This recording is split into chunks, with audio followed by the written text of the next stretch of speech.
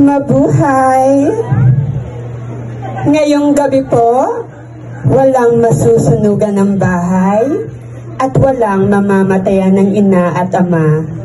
Dahil ang nais ko lamang ho ay ang inyong masigabong palakpakan.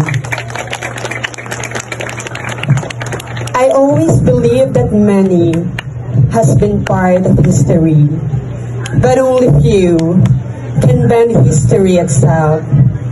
Tonight, in this public display, we, the LGBT community, bend history, and that is our story. Serving you a gandang Bicolana, gandang Sorsoganon. This is your one and only baby girl of Bicol pageantry. My name is Maria Chascadine. I graduate of Bicol University who took up Bachelor of Arts in Communication, a fashion model, an endorser, and a beauty queen. I am all the way from Pilar, Sorsogon.